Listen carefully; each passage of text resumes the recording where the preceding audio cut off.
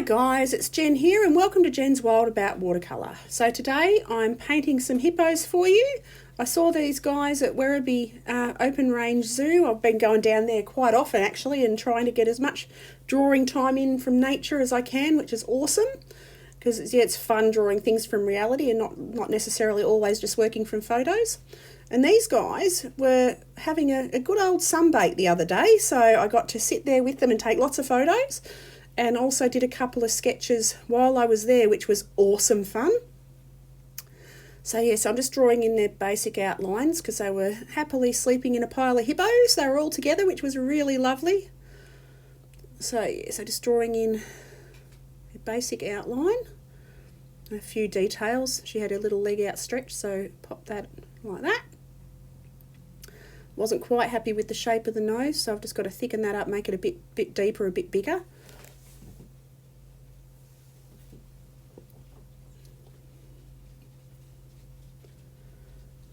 Pop a few little extra details in.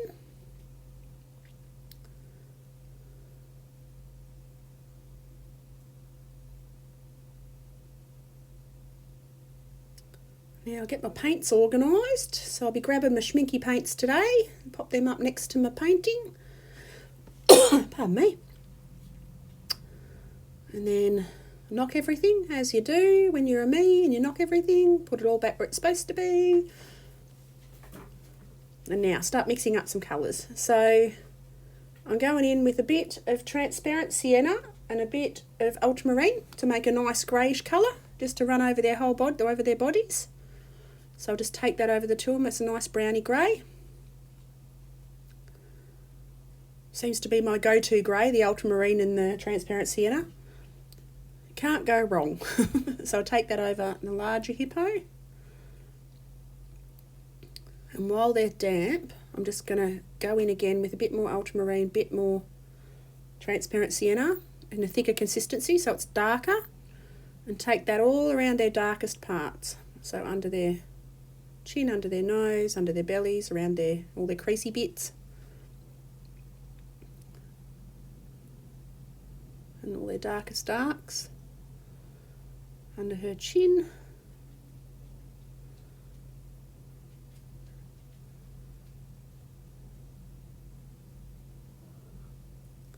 Righto, go back in with a bit of even deeper again, ultramarine and transparent sienna, just even darker mix, just to define the very darkest darks underneath. So follow that round their bellies, under their chins, anywhere that's in the deepest shadow.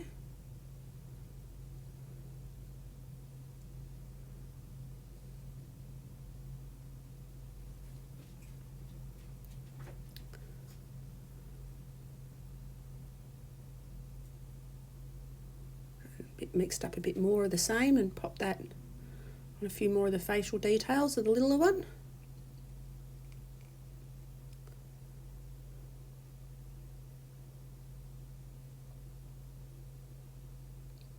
And now I'm going in with a little bit of transparent sienna just around some of the spots on their skin where they've got slightly different tones, and the warm light, it was a nice, it's winter here, but it was quite a nice day, so there was a bit of reflection on them. A bit of warm highlights, just like that. So now I'm mixing up some yellow ochre. Well, not mixing it up, just making a wash of yellow ochre for the sand, because they were laying on their sandbar just next to their water, because they have a beautiful sort of pond dam kind of setup that they can swim around in, and then they've got a nice little sunbaking area where they are now in this picture, having a lay on their sand. And they've got a bit of a grassy area where they can wander around, so it's quite luxurious for them. So yeah, so now I'm going in with a bit of ultramarine blue for their water on their pond. Just take that while it's still wet right across so it all runs into itself like that. My paper's buckling a little bit because I've got so much water on it, but that's to be expected. And I'm using my Stillman and Birn Zeta series book. Now these books, they go everywhere with me. I absolutely love them. So now I'm popping a bit of mahogany brown in the water because the water did have a bit of a browny reflection on it. And now doing a green for the background. So the green in the background is yellow ochre and cobalt blue. Just a very thin mix, just to get all the background in green. And then I'll pop in some blibby blobs of darker green to make trees, make the illusion of trees, because they had a tree line behind them. So I'll give my palette a clean. Then go in with a bit of ultramarine and a bit of yellow ochre and make a nice rich green for the trees behind them. So just doing some rough blibby blobby shapes just to give the effect of trees, just like that. Then take that down onto their grassy area. Now I'll go in with a slight same colours, so ultramarine and yellow ochre, just darker, thicker mix, for just to give a bit more definition in the trees in the foreground a little bit, just to make it look like there's a bit of dimension and a bit of depth to the trees, so that there's sort of trees at the front and at the back. Just leaving odd shapes out just for the light coming through. I'll make that tree just a bit bigger in the background just there, so it'll show some variation in shape.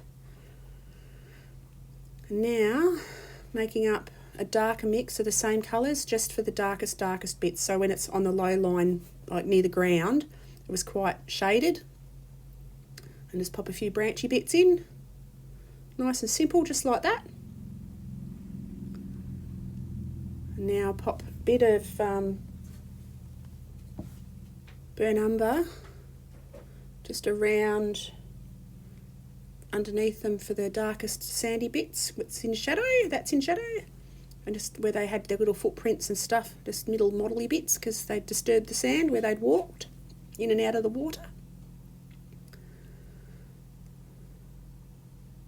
So now I'm just mixing up a slightly different, bit more browny grey with the transparent umber and cobalt, just to give some variation in the colours on their skin. Just using slightly different mixes of the same colours just to create darker areas and lighter greys, and just as many different greys as I can pop in there. Just I'm being a bit braver with my tonal values and trying to show a bit more contrast, because I tend to do everything a bit wishy-washy and a bit pale, so I'm being a bit braver with my darker bits. And I apologise if the light's a bit modelly. I painted this, I was sitting under the window in my art room, and the light, didn't realise the light shining in was it was sort of flickering. So I apologise for that if you see it go bright and then the light change a little bit. But yeah, it was too nice a day to have the curtains shut.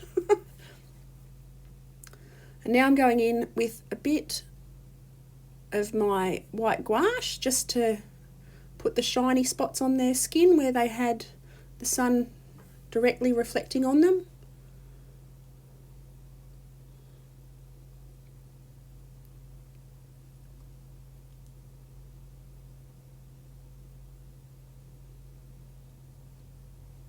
Pop a bit on the water where the sun was reflecting on the water.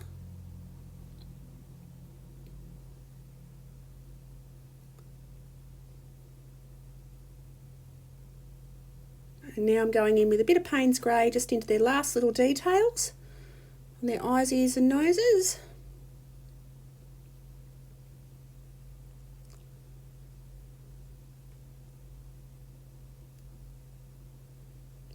So I hope you've enjoyed this video. I've had an awesome time painting it, and I'd love to see you.